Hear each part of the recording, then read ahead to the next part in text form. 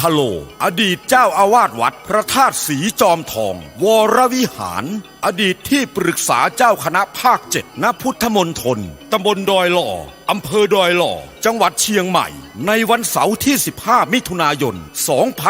2567เจ้าภาพอุปถัมภ์การก่อสร้างเจดีย์พุทธคยาจำลองโดยคณะศิษยานุศิษย์หลวงปู่ทองสิริมังคโลคุณแม่จันฟองกิ่วแก้วพร้อมด้วยลูกหลานบริษัทจำกัดเพชรอินทรีย์ทานสปอร์ตบริษัทจำกัดเขมรัฐทานสปอร์ตบริษัทจำกัดนครหลวงคอนกรีตและพุทธศาสนิกชนผู้มีจิตศรัทธาร่วมอนุโมทนาบุญทุกคนมีกำหนดการดังนี้วันเสาร์ที่15มิถุนายน2567เวลา 16 นาฬิกาพระสงฆ์พร้อมด้วยคณะเจ้าภาพและผู้ร่วมงานพร้อมกันณสถานที่พิธีไหว้พระสมาทานศีลพระสงฆ์เจริญพระพุทธมนต์ประกอบพิธีตอกไม้มงคลวางอิฐมงคลและวางแผ่นศิลาฤกษ์พระสงฆ์เจริญชัยมงคลคาถาจึงขออนุโมทนาบอกบุญมายังญาติโยมศิษยานุศิษย์ผู้มีจิตศรัทธาทุกท่านร่วมงานวางศิลาฤกษ์เจดีย์พุทธคยาจำลองและบูชาคุณพระเดชพระคุณพระพรหมมงคลหลวงปู่ทองสิริมังคโลอดีตเจ้าอาวาสวัดพระธาตุศรีจอมทองณพุทธมณฑลตำบลดอยหล่ออำเภอดอยหล่อจังหวัดเชียงใหม่ในวันที่15มิถุนายน2567นี้ตามวันเวลาดังกล่าวโดยพร้อมเพรียงกัน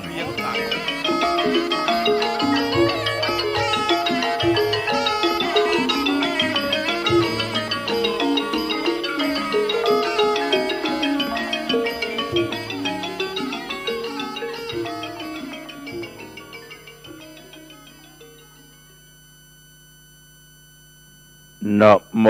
ตัสสะภะคะวะโตขอนอบน้อมแด่พระผู้มีพระภาคเจ้าพระองค์นั้นอรหัตโตซึ่งเป็นผู้ไกลจากกิเลสสัมมาสัมพุทธัสสะตรัสรู้ชอบได้โดยพระองค์เองเกิดเป็นคนก็อย่าให้จนความดีเกิดมาชาตินี้ทั้งทีควรสร้างดีให้ติดตนเจริญสุขญาติโยมสาธุชนท่านผู้ฟังทั้งหลายทุกท่านทุกคนวันนี้รายการธรรมะก่อนนอนร่วมกับทางสถานีวิทยุการเผยแผ่ธรรม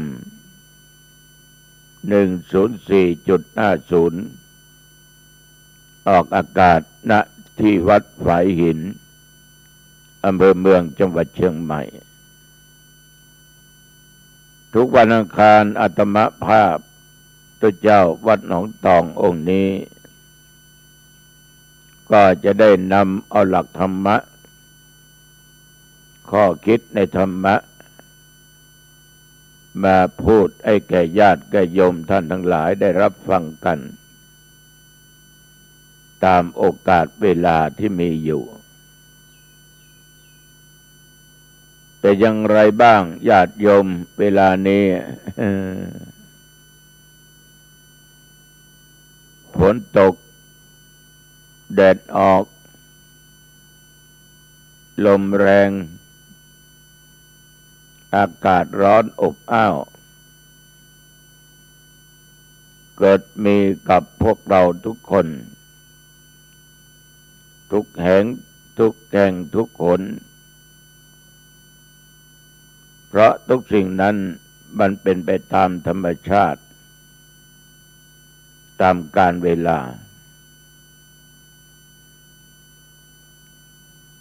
แล้วปีนี้นี่เห็ดถอบเห็ดผอบนี่นะ ญาติโยมได้ทานหรือยัง โยมอาจจะถามย้อนว่าแล้วหลวงพ่อทานหรือยังครับ ตอบทานแล้วทานแล้วแต่เมื่อมันออกใหม่ๆเนี่ยไม่ได้ทานนะราคาลิตรละ400-500 บาทไม่ได้ทานหรอกส่วนมากใครก็ไม่กล้าซื้อมาทำบุญมาถวายแต่ราคามันตกต่ำลงมาเพราะเหตุมันออกเยอะ มันออกเยอะ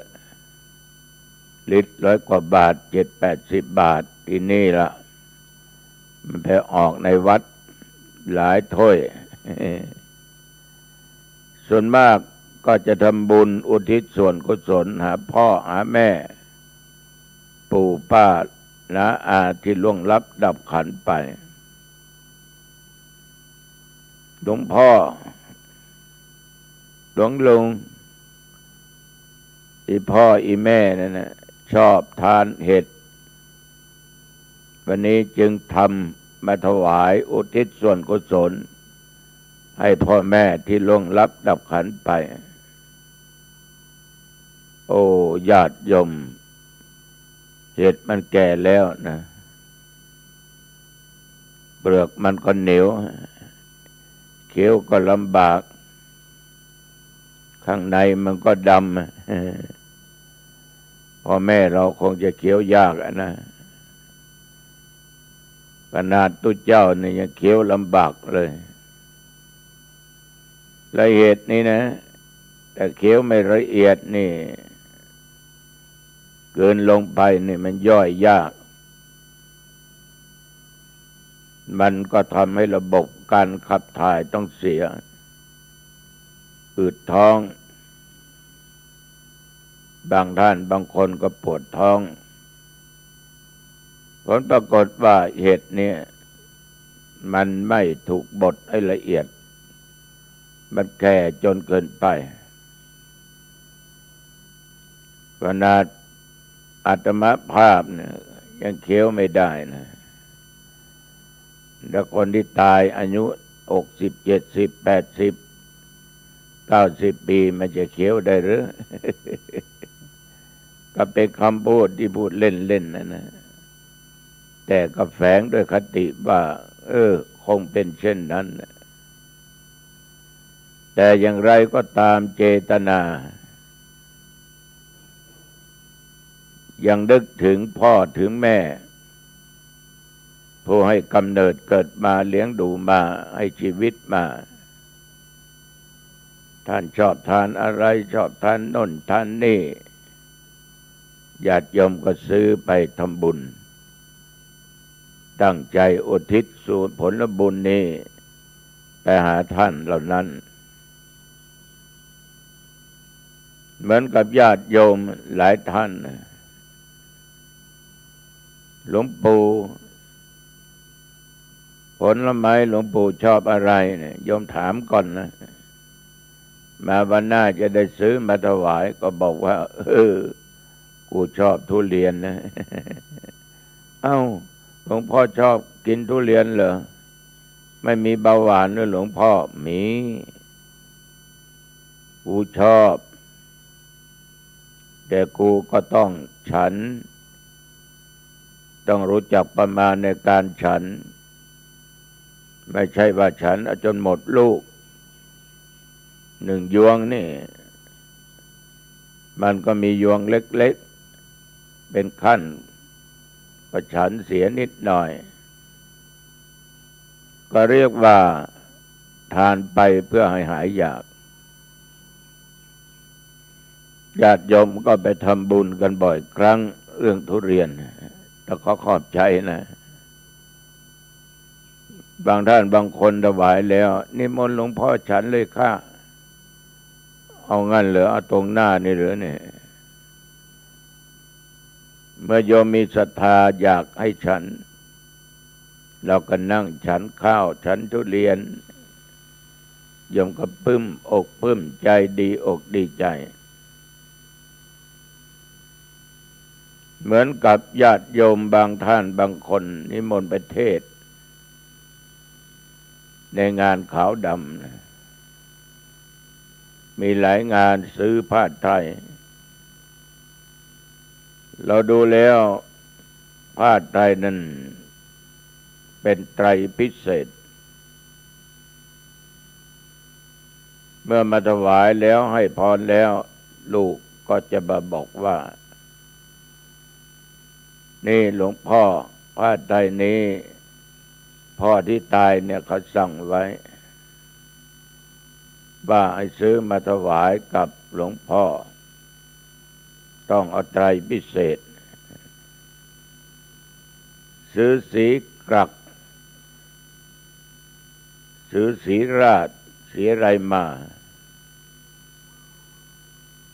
เขาพูดว่าขอนิมนต์หลวงพ่อฉลองให้พ่อหน่อยนะจะมากลับไปถึงวัดตื่นเช้ามาก็เปลี่ยนชุดเลย ก็เรียกว่าฉลองศรัทธาเพราะเจตนาของคนตายนั้นอยากให้เรานุ่งอย่างนั้นนะเราก็นุ่งห่มมีคนคนหนึ่งเนี่ยเป็นลูกสาวลูกบ่าวจะมาได้พระไตรกรักสีแดงท่านถวายให้พอดีไม่นานนะแถวบ้านนั้นก็มีงานขาวดำก็รับนิมนต์ไปเทศน์ก็นุ่งห่มผ้าไตรที่เขาถวายให้แล้วประกาศอนุโมทนาว่าไตรนี้ที่นุ่งมานี่นะก็ได้จากลูกเต้าของคุณพ่อประบ่งชื่อได้ถวายตั้งเจตนาไว้ก็นุ่งได้หลายครั้งแล้ว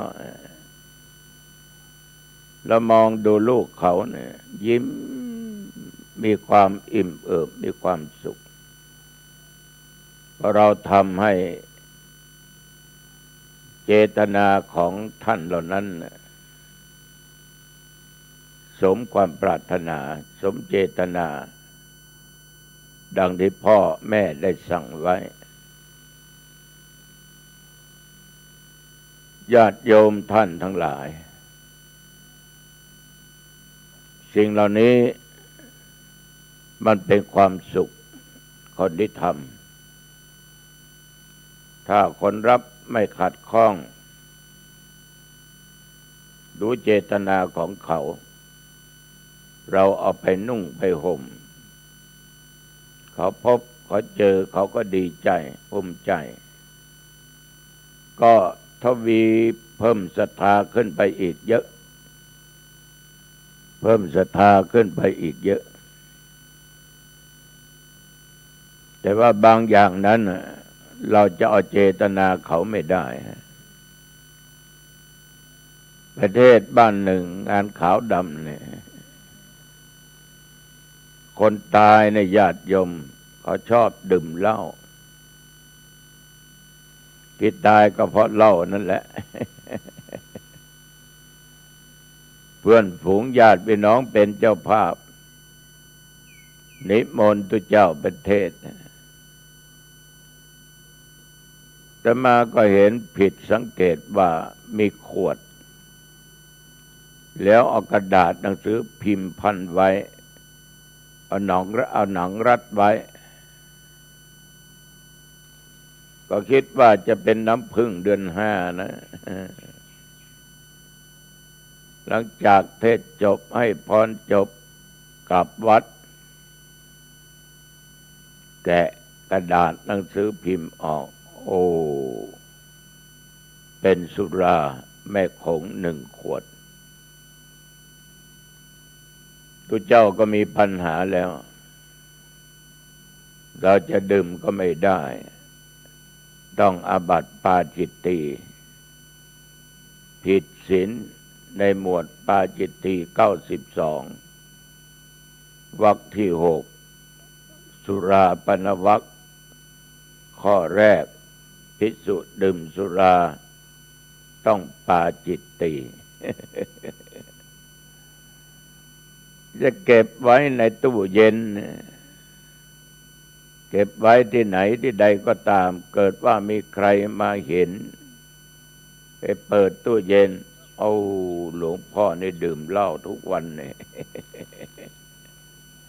หลวงพ่อดื่มเหล้านะเหมือนขวดน้ำผึ้งเดี๋ยวนี้เอาขวดสุราต่างๆนั่นนะใส่น้ำผึ้งไอ้ตรายังบอกยี่ห้ออยู่เนี่ยคนที่มาทำบุญเห็นนี่ขวดสุราในหลวงพ่อไม่ใช่เป็นแต่ขวดแต่ข้างในเป็นน้ำผึ้ง เขามาถวายจริงจะไว้ที่ไหนก็กลัวญาติโยมเห็นการจะมอบให้คนขับรถมันก็เป็นการส่งเสริมกันในทางที่ไม่ดีตุเจ้าก็เลยนำเอาไปเป็นน้ำหยาดที่ลานวัดนั่นแหละก็ตั้งอกตั้งใจอุทิศส่วนบุญกุศลไอ้คนที่วายชนคนที่ตายนะที่เราไปเทศมาโอ้ญาติโยมถ้าคนตายนั่นนะจิตวิญญาณมันรับรู้อนุโมทนานะมันได้บุญนะมันดื่มสุราดังที่ญาติโยมเจ้าภาพตั้งใจไว้นั่นนะมันก็คงจะเมาอย่างขนาดหนักเพราะว่ามันขวดไม่ขงกันนะมันต้องเมาแหละอันนี้ก็มันเป็นเจตนาของเขาของเพื่อนของฝูงของเพื่อนฝูงคิดว่าคนตายมันชอบอะไรก็ทำสิ่งเหล่านั้นอุทิศส่วนบุญกุศลไปให้มันเป็นเจตนาเป็นความเชื่อก็หลายครั้งไม่ว่าประเทศนอกวัดในวัดนะพ่อแม่พี่น้องพ่อตายแม่ตายลูกเต้าตายมักจะซื้อกางเกงซื้อผ้าสิ้นผ้าถุงซื้อเสื้อผ้าขาวม้าอะไรต่างๆนี่ถวายให้เราก็ไม่ต้องไปขัดเจตนาของเขาเพราะว่าผู้ทำนั้นเขามีเจตนาดีนึกถึงคนตายว่าพ่อชอบผ้าอย่างนี้แม่ชอบอย่างนี้สีนี้แต่เราเป็นพระมันก็นุ่งไม่ได้ใช้การไม่ได้ก็แบ่งปันให้คนอื่นต่อไปมีครั้งหนึ่งนะมาจากอำเภอปงนะมาจากอำเภอปงมาทั้งครอบครัวเลยโยมทั้งพ่อทั้งแม่ทั้งญาติพี่น้องมาถวายขันข้าวมีเสื้อมีผ้ามีรองเท้ามีหมวกมีอะไรจิปาถะมีตุ๊กตามีของเล่นเขาก็พูดว่าหลวงพ่อวันนี้จะทำบุญในหลานนะโยมผู้หญิงหนูจะทำบุญให้ลูกที่แตกจากไปอายุเท่าไรแล้วโยมลูกได้7-8 เดือนโอ้โหกูจะไปใส่ได้ยังไงนะแต่เจตนามาจากอำเภอปงนะเราให้พรไปอุทิศส่วนบุญกุศลไปให้เขาก็มีความสุขรู้ได้เพราะใบหน้ายิ้มอิ่มเอิบนี่คือเจตนาคิดว่าลูกที่ตายไปนั้นคงจะได้รับ ในสิ่งเหล่านี้ไม่ว่าจะเป็นของเล่นเครื่องนุ่งห่มรองเท้านี่โยมแล้วมาเทียบกับเท้าเราแล้วมันไกลกันลิบเลย ก็เก็บไว้พอดีก็มีโยมคนหนึ่งก็มาทำบุญวันเกิดให้ลูกของตัวเองถามว่าอายุเท่าไหร่วันนี้ได้10 เดือนแล้วอาตมาก็ดีใจบอกว่าโยมเอาไหมผ้าเครื่องเล่นต่างๆเนี่ยของเด็กคนที่ตายไปก็7-8 เดือนนี่10 เดือนคงนุ่งได้ก็มาให้เขาก็เอาไปใส่ดูก็พอดี ถ้าพูดไปแล้วก็ได้บุญ2 ต่อนั่นนะได้บุญ2 ต่อฉะนั้นผู้รับต้องรับด้วยความยินดีอย่าขัดใจตัวเองอย่าให้เกิดอารมณ์ร้ายในตัวเองอย่าปฏิเสธว่ากูไม่ใช้กูนุ่งไม่ได้กูดื่มไม่ได้อย่าเกิดอารมณ์ที่ตาได้รู้หูได้ยินได้ฟังกายได้สัมผัสอย่าทำให้อารมณ์หงุดหงิดเกิดขึ้นเราเป็นปฏิฆาหกเราเป็นผู้รับต้องรับด้วยความยินดีอีกอย่างหนึ่งนั้นฝากไว้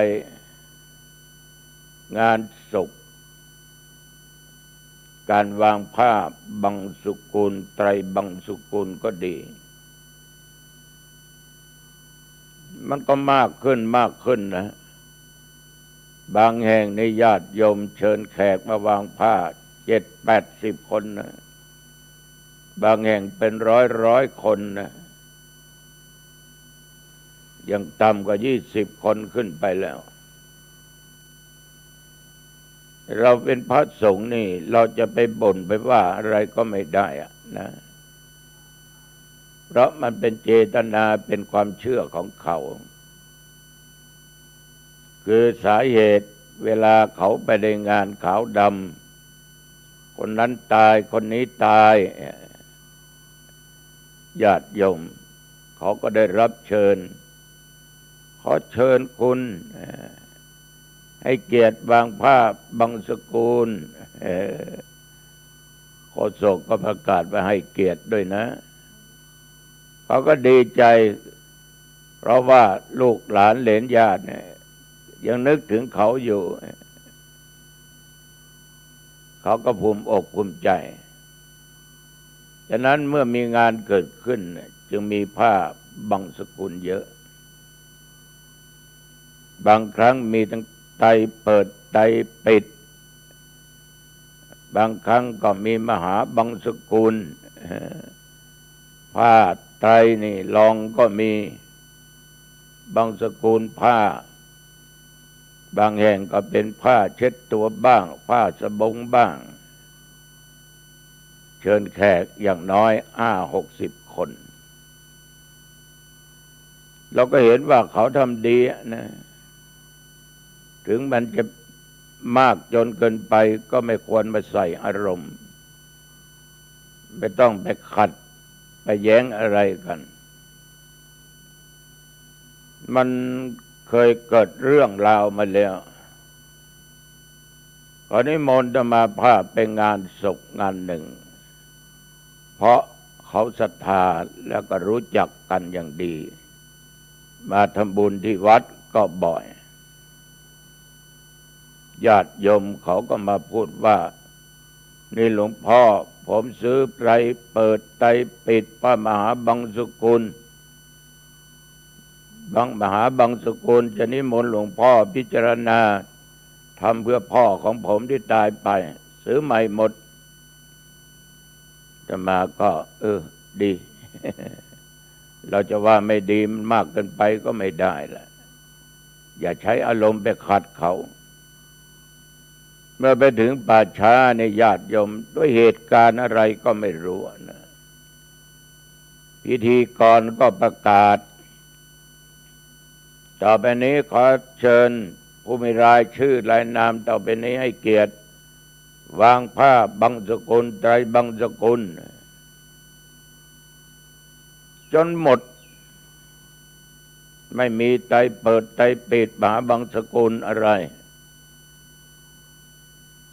ต่อมาก็ไปส่งศพไปเสียศพถึงในป่าช้ามองเห็นใบหน้าของเจ้าภาพหน้าเรียกว่าไม่ยอมรับเกิดเรื่องขึ้นจริงๆทำไมไม่ทำตามที่ผมบอกผมซื้อมาเองโฆษกก็บอกว่าเขาจะมีแต่งานศพของพระเท่านั้นแหละนี่เราเป็นชาวบ้านเอาอย่างนี้ก็ได้ไม่มีปัญหาได้บุญเหมือนกันผมตั้งใจผมจะทำพ่อผมแม่ผมพ่อผมเป็นพระของผมพระเจ้ายังสอนอย่างนั้นเอาเลยเกิดเรื่องในประชาอาตมาก็เรียกมานั่งคุยให้ระงับสติอารมณ์ว่าวันนี้เป็นวันทำบุญให้พ่อโยมปล่อยวางนะอย่าไปคิดก็ได้บุญเหมือนกันแหละผมเสียใจมากครับหลวงพ่อผมตั้งใจแล้วแกหลวงพ่อพิจารณาพระมหาบังสกุล ไม่เป็นไรไม่เป็นไรก็ให้สติกันฉะนั้นญาติโยมเรื่องนี้ก็มีคนข้องใจถามประมาณว่ามันแล้วแต่โอกาสและเวลาแล้วแต่ฐานะคุณจะทำอย่างไรก็ได้แต่อยู่ในกรอบในเขตให้พอดีให้มันพอดีให้คุณทำอย่างไรก็ได้เมื่อคุณทำแล้วสบายจิตสบายใจแต่มองดูพระสงฆ์บางรูปไม่พึงพอใจก็มีนะถึงเคยพูดให้ฟัง8 ชุดก็พอแล้ว10 ชุดก็พอแล้วทำไมวางผ้าบังสกุลเป็น6-7-10 เราเป็นผู้รับอย่าไปบนเขาเป็นผู้ให้เราก็ยินดีถ้าเราไปขัดศรัทธาเขาเนี่ยคนเรามีอารมณ์เหมือนกันหมดฉะนั้นบางสิ่งบางอย่างต้องรู้จักคำว่ายืดหยุ่นยืดหยุ่นใจเขาใจเราสิ่งเหล่านี้มันเป็นเจตนาของคนทำเราเป็นพระเราเป็นผู้รับก็อย่าบ่น อย่าใช้อารมณ์ไปขัดกันปล่อยมันก็ไม่กินเวลานานหรอกบางครั้งก็ไม่เกินชั่วโมง2 ชั่วโมง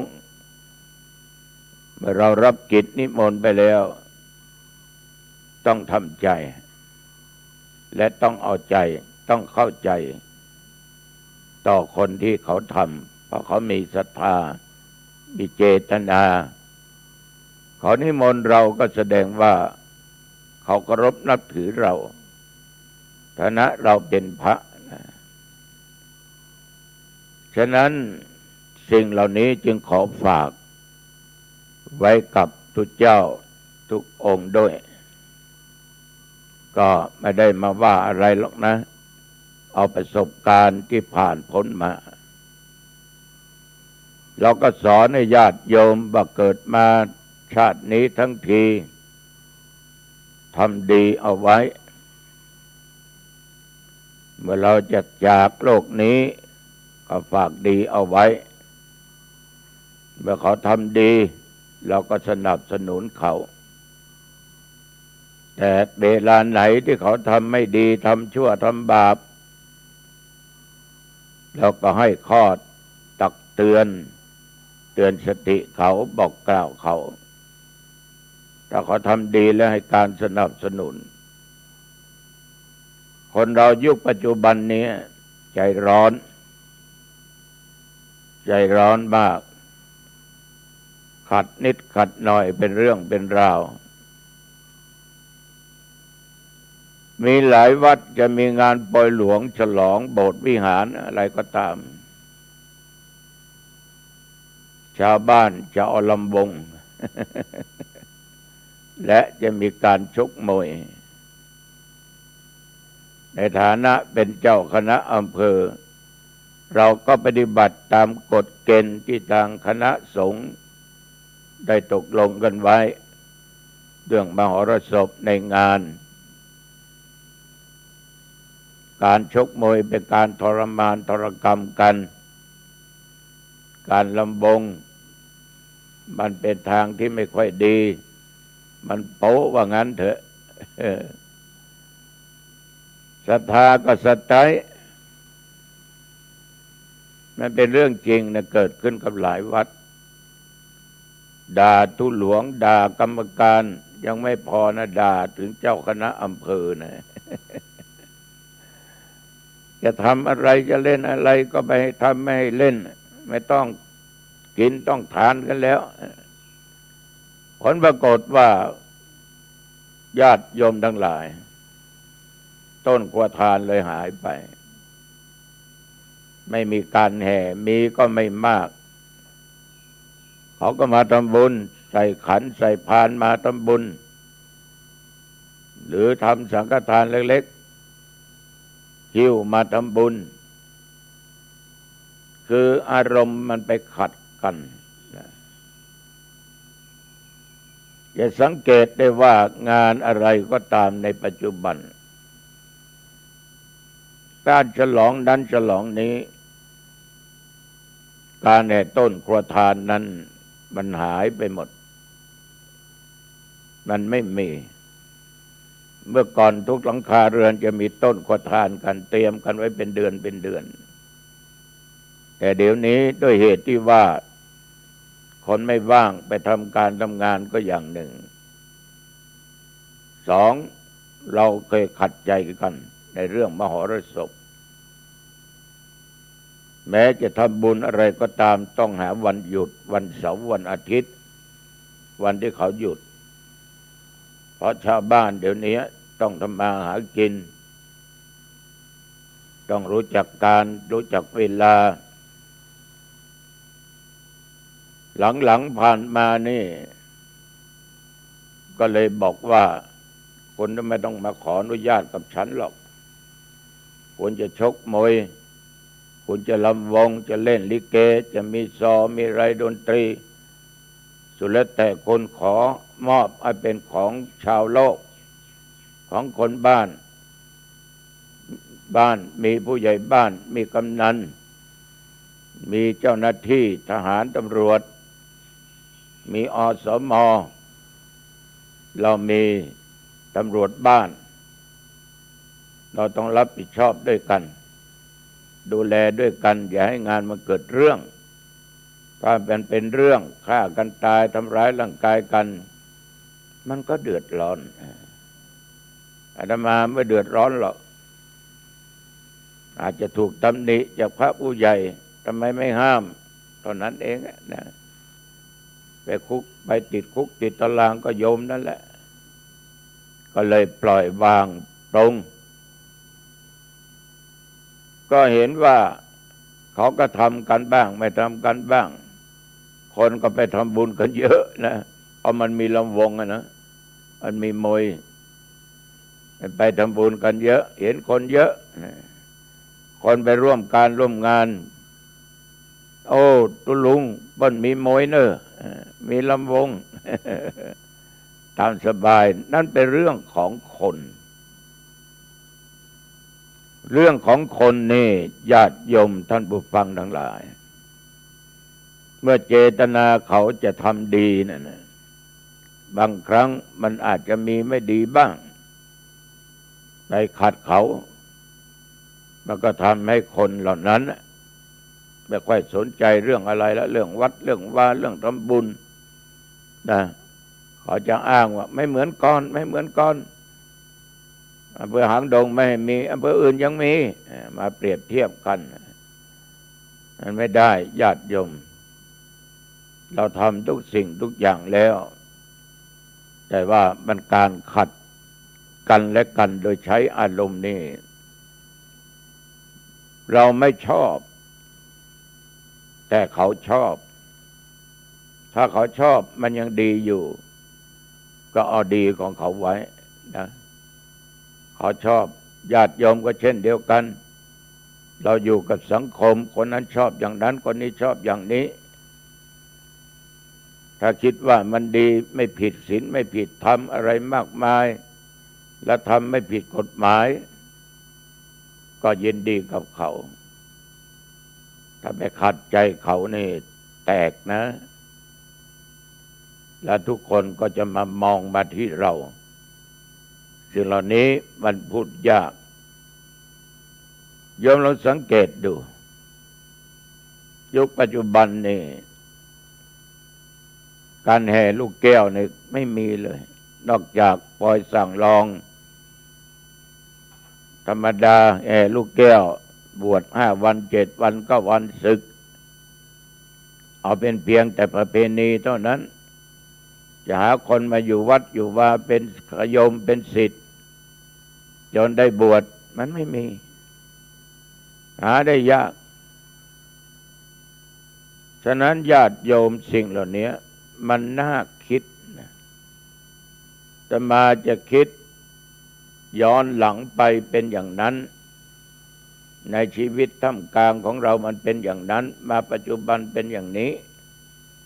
ลองมาพิจารณาดูดีๆทำไมคนจึงห่างวัดไม่เข้าวัดไม่อยากจะร่วมงานก็เพราะความขัดแย้งกันความไม่เข้าใจกันเลยแตกแยกกันฉะนั้นอาตมาก็ขอฝากว่าสิ่งไหนเป็นสิ่งดีมันไม่ผิดศีลไม่ผิดธรรมไม่เป็นบาปแต่มันก็ทำเกินดีไปหน่อยก็ช่างมันเถอะให้เขาทำไปให้เขารับผิดชอบก็ทำดีให้ไว้เมื่อมีชีวิตเราไม่ชอบอย่างนั้นก็อย่าไปว่าให้เขาเหมือนกับเรื่องของไสยศาสตร์มีคนมาฟ้องตุเจ้าวัดเขานั้นอย่างนั้นอย่างนี้บูชาเทียนมีคนต่างจังหวัดต่างประเทศเข้าวัดจุดประทัดจุดบั้งไฟตีของกันรบกวนชาวบ้านหมู่อยู่ใกล้ที่เป็นหอพักก็เดือดร้อนหาเงินได้ส่วนหนึ่งก็ทำบุญที่วัดสร้างวัดเจ้าอาวาสเลยพูดอะไรไม่ได้ส่วนหนึ่งก็ซื้อของส่วนตัวรายงานส่งไปสำนักพุทธส่วนกลางพุทธส่วนกลางก็ไม่รู้นะเพราะมีคนแจ้งไปอย่างนั้นก็แจ้งมาก็มีหนังสือมาหาเราก็รู้มาตั้งนานนะพระองค์นี้ท่านก็ไม่ได้ทำอะไรที่มันแตกต่างกับพระองค์อื่นคือเขาไม่ชอบกันขัดผลประโยชน์กันเราก็ไม่รู้นะฉะนั้นบางอย่างนี่ญาติโยมอย่าได้เฮไปด้วยกันนะการทำไสยศาสตร์ถ้าทำมันผิดหนักมันก็ผิดทำเพื่อกำลังจิตกำลังใจกันมันก็ทำก็ไม่ต้องพูดอะไร2-3 วันที่ผ่านมาเนี่ยดูว่าเป็นวันพฤหัสนะมีโยม2 คนขับรถมาที่วัดก็4 โมงเย็นแล้วรถมาจอดก็ขึ้นมาหาธรรมาภาพธรรมาก็ทักไปก่อนเลยเพราะเขาเอาน้ำมาถวาย1 แพ็คโยมมาจากไหนผมมาจากกรุงเทพครับหลวงปู่โอ้แ แต่โยมผู้หญิงพูดภาษาพื้นบ้าน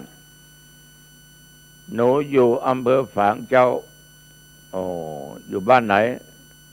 บ้านแม่คาเจ้าทำการค้าขายหรือเจ้าแต่ว่าย้ายไปอยู่กรุงเทพเดี๋ยวนี้ก็จะขายของที่ใช้กับโรงงานและขายที่ก็ไม่มีใครซื้อเจ้าโอ้ที่กว้างไหม2 ไร่ 2 งานกว่าเจ้าหลวงพ่อช่วยหนูด้วยหลวงพ่อครับช่วยลูกด้วยช่วยก็ช่วยนะแต่ได้หรือเปล่าก็ไม่รู้นะหลวงพ่อขอเทียน2 เล่มเอาไปทำอะไรจะไปจุดที่บ้านครับไม่จำเป็นเดี๋ยวหลวงพ่อจุดให้ญาติโยมทั้งหลายแล้วก็ผูกข้อมือเขาเสียก็ให้พรเขาแล้วเทียนเราก็จุดให้เขาก็จดชื่อให้เรียบร้อยดูแล้วมันมีความนอบน้อมอ่อนน้อมทั้งกายทั้งวาจาแสดงความเคารพนะแสดงความเคารพอ่อนน้อมมากหลวงพ่อมีเมตตาสูงมากครับผมขอกราบเท้าหน่อย อาตมาก็ให้มากราบหลังเท้าท่านทั้งหลายบางครั้งเนี่ยเราก็ใช้บทพุทธคุณธรรมคุณสังฆคุณแต่มาไม่มีอะไรหรอกพุทธังสรณังศักดิ์สิทธิ์ธัมมังสรณังศักดิ์สิทธิ์สังฆังสรณังศักดิ์สิทธิ์พระพุทธพระธรรมพระสงฆ์เป็นสิ่งศักดิ์สิทธิ์เอาพระรัตนตรัยเป็นสรณะที่พึ่งนะเป่ากระหม่อมเขาผูกข้อมือเขาก็ดีอกดีใจเดี๋ยวผมกลับจากกรุงเทพจะมากราบหลวงพ่อโยมผู้หญิงพูดว่าหลวงพ่อมันมีเครื่องสูบน้ำอยู่2 เครื่องที่เป็นสายใหญ่ๆหัวกะโหลกใหญ่ๆนะหนูจะมาถวายหลวงพ่อจะเอาไหม ถ้าโยมถวายหลวงพ่อก็ไม่ปฏิเสธเพราะชาวบ้านทำการเกษตรปลูกลำไยเยอะเอาไปสูบน้ำแม่น้ำเข้าสวนเขาพูดถึงขนาดนั้นนะญาติโยมในบางครั้งเราก็ไม่ขัดแต่เราทำในสิ่งที่ถูกต้องไม่ได้เป็นไสยศาสตร์อะไรหรอกเราเอาศาสตร์แห่งพระพุทธเจ้ามาทำมาพูดแล้วก็สอนหลักธรรมะการครองเรือนให้2 สามีภรรยาเรียกว่าเทศนอกธรรมะนะถึงเขาจะถวายน้ำ1 แพ็คก็ตามเราไม่ได้คิดสิ่งเหล่านั้นเมื่อเขาเข้ามาหาเรานั้นให้ได้รับความสุขใจให้เขาได้รับความสุขใจเพราะเขาทุกข์ใจทำยังไงเขาสบายจิตสบายใจเนี่ยญาติโยมเราเป็นพระบางครั้งก็จำเป็นในบางสิ่งบางอย่างแต่บางอย่างอย่าทำอะไรเลยเถิดนะ อย่าหลอกอย่าลวงอย่าต้มอย่าตุนอย่านอกพุทธศาสนาคำสอนของพระพุทธเจ้าฉะนั้นทุกสิ่งทุกอย่างนี่มันจะมีทั้งคนชอบคนไม่ชอบบางครั้งเราก็ทำดีแต่ชาวบ้านมันไม่ชอบก็มีเพราะมันชอบทำบาป มันเลยไม่ชอบคนทำดีเพราะมันเป็นคนละเส้นขนานกันเลยขาวกับดำญาติโยมฉะนั้นสิ่งเหล่านี้จึงขอฝากไว้ว่าเราอยู่ในสังคมนี้สิ่งไหนที่มันดีเราทำเถิดไม่เสียผลในการกระทำความดีนั้นชาตินี้เราก็ได้รับชาติหน้าก็ได้รับผลอานิสงส์อีก ทำไปเถิดความดีตายไปก็ได้ฝากดีเอาไว้ให้ลูกให้หลานให้คนทั้งหลายได้คิดถึงเหมือนครูบาเจ้าศรีวิชัยเนี่ยครูบาอาจารย์หลายรูปหลายองค์เนี่ยสร้างความดีมีเมตตากรุณามุทิตาเบกขามีพรหมวิหารธรรมอยู่ในจิตในใจเป็นที่พึ่งทางจิตใจของญาติของโยมตายไปแล้วลูกศิษย์ลูกหาทุกคนคิดถึงอยู่ตลอดครูบาเจ้าศรีวิชัยจากเราไปได้กี่ปีแล้วเรายังนึกถึงเมตตาคุณกรุณาคุณของท่านบารมีของท่านอยู่ตลอดฉะนั้นญาติโยมความดีกับความชั่วมันแตกต่างกันนะเมื่อโยมฟังแล้วเห็นว่าความชั่วมันไม่ดีก็ละทิ้งเสียทำความดีนะชีวิตเราก็จะมีสุขวันนี้พูดไปพูดมาเห็นเวลาพอดีพอเหมาะก็ขอฝากธรรมะเหล่านี้ปกิณณกะหลายเรื่องหลายราวให้ญาติโยมนำไปคิดพิจารณาเอาละปิดประตูบ้านให้เรียบร้อยประตูหอเรือนหน้าต่างปิดเรียบร้อยเก็บของมีค่าให้เรียบร้อย ระวังนะระวังของไหนที่โยมจะใช้นะเก็บไว้เวลาเราเดินผ่านตาเราจะได้เห็นจะไม่ลืมนะแล้วก็จะทานอะไรก็ทานอาบน้ำชำระร่างกายให้สดชื่นนุ่งห่มผ้าที่เราชอบสีที่เราชอบมันไม่ขัดไม่อะไรจนเกินไปโยมจะปะแป้งก็สุดแล้วแต่นะเข้าห้องพระไม่มีห้องพระก็ห้องนอนนั่นแหละกราบพระ5 หนทำไมพูดซ้ำอยู่ทุกครั้งอยากให้โยมนะสบายใจกราบพระพุทธเจ้ากราบพระธรรมกราบพระสงฆ์อย่าลืมกราบพระในบ้านคือพระบิดามารดาคือพ่อแม่ผู้ให้กำเนิดผู้ให้ชีวิตแก่เรากราบพระครูอาจารย์อย่างอาตมาภาพต้องนึกถึงพระอุปัชฌาย์อีกเพราะเป็นตุเจ้ามาได้เป็นพระมาได้เพราะอาตมามีอุปัชฌาย์บวชทั้งเป็นเณรและเป็นพระอุปัชฌาย์เป็นเณรเจ้าธิการบุญผันกาวีบวชเป็นพระเจ้าธิการสมเตชะวังโสเราจำอยู่ตลอดเวลาถ้าไม่มี2 องค์เราไม่ได้เป็นเณรเป็นพระก็นึกถึงพระคุณของท่านแล้วก็สวดมนต์3 บทเอาบทพุทธคุณอิติปิโสธรรมคุณสวากาโตสังฆคุณสุปฏิปันโน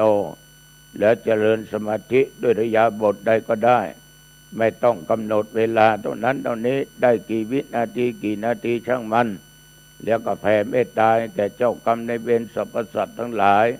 เทวบุตรเทวดาผีหอผีเงินผีปู่ผีย่าว่าไป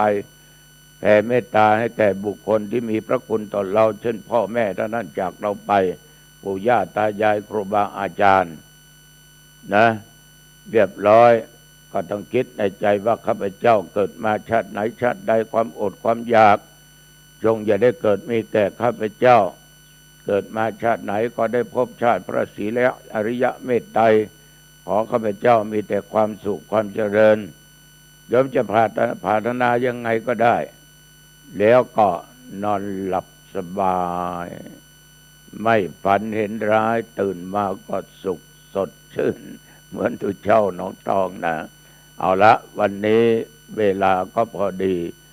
อายุวันโนสุขังพระลังพบ